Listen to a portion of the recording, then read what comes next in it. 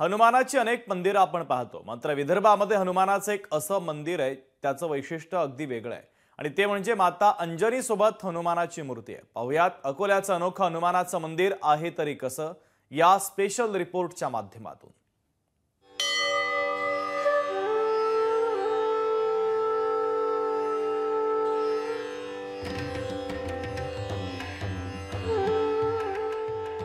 हाकेला धावणारा आणि मनोकामना पूर्ण करणारा हनुमान म्हणून अकोल्यातील तपे हनुमानावर भाविकांची प्रचंड श्रद्धा आहे। या मंदिराला 450 वर्षांचा इतिहास असल्याचं सांगितलं जातं। या ठिकाणी महाबली हनुमान माता अंजनी सोबत विराजमान आहेत।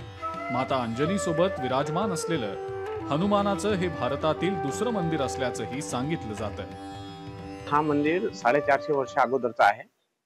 इथं मोहता मिल म्हणून होती, त्या मिलले 150 वर्ष झाले होते। त्याच्यामध्ये इथं याचा रेकॉर्ड होता। 450 वर्षापूर्वीचा मंदिर आहे आणि स्वयंभू मंदिर आहे। माता अंजनी सोबत मारुतीची मूर्ती इथं आहे, ते स्वयंभू निघालेली आहे। माता अंजनी सोबत असलेल्या हनुमान मंदिरामध्ये आल्यावर सात्विक अनुभूती आणि ऊर्जा मिळते अशी भाविकांची श्रद्धा आहे। एरवी फक्त हनुमानाचं मंदिर आपण पाहतो, मात्र अकोल्यात तपे हनुमान मंदिरात माता अंजनी सोबत हनुमान असल्यानं या ठिकाणी स्त्रिया ओटी सुद्धा भरू शकतात। एकमेव मंदिर हे इथे आहे की जे 450 वर्षापासून आहे आणि माता अंजनी त्यांच्या बाजूला आहे। अनेक ठिकाणी आपल्याला फक्त मारुतीची मंदिरं बघायला मिळतात, पण त्यांची आई बाजूला आहे।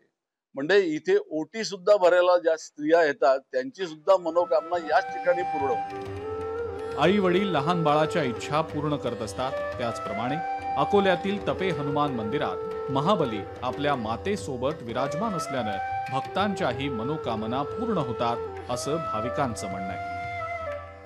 अत्यंत सुप्रसिद्ध आहे आणि मनोकामना पूर्ण करणारं एक स्थान आहे। म्हणजे देव म्हटलं की आपली श्रद्धा असतेच, पण आई सोबत असल्यानंतर लेकरू कसं असते की त्याची सगळी इच्छा पूर्ण होतात आणि त्याची इच्छा पूर्ण होत असतात, म्हणून तो इतरांचीही करत असतो। भारतात अनेक हनुमान मंदिरं आहेत आणि त्यांचे भक्तही लाखोंच्या संख्येत आहेत, मात्र माता अंजनी सोबत असलेल्या विदर्भातल्या या एकमेव मंदिराला वेगळंच महत्व आहे। त्यामुळेच महाबली हनुमान आणि माता अंजनीच्या दर्शनासाठी वर्षभर भाविकांची इथं मांदियाळी असते। अमोल नांदुरकर, लोकशाही मराठी, अकोला। लोकशाही मराठी ऐका, पहा, जागरूक रहा।